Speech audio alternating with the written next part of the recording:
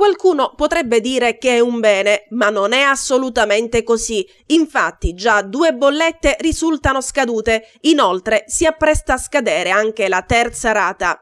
A parlare il consigliere comunale di Favara del Movimento 5 Stelle Carmelo Sanfratello in riferimento alla bolletta Tari 2018. Lo scorso anno, e precisamente il 31 gennaio 2017, il Consiglio Comunale votò le modifiche del numero delle rate della tassa sui rifiuti, che da 4 passarono a 6. Fu fatto, si disse allora, per consentire ai cittadini di rateizzare ulteriormente il tributo e permettere di pagare cifre meno corpose.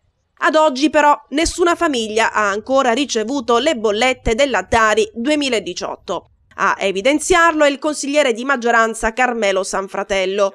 Per il consigliere Sanfratello c'è il rischio che le famiglie favaresi si vedranno recapitare, ancora non si sa quando, forse 3 bollette Tari già scadute, venendo meno a questo punto anche l'utilità della modifica del numero di rate per aiutare i cittadini. Il consigliere comunale del Movimento 5 Stelle si chiede come mai la sua amministrazione non ha ancora provveduto a inviare le bollette. Ed ancora, come si intendono risanare le casse comunali se non riescono a inviare con la giusta tempistica neanche i tributi ordinari? Quali provvedimenti intende prendere l'assessore a ramo in merito a questo ingiustificabile ritardo? E come la prenderanno i cittadini favaresi che si vedranno recapitare una serie di bollette già scadute? Tutte domande, sostiene il consigliere Sanfratello, che saranno oggetto di apposita interrogazione in Consiglio Comunale.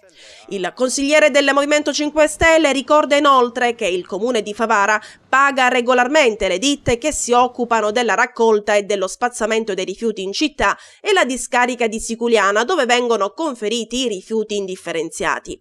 Ad oggi sono passati quasi 5 mesi, dice.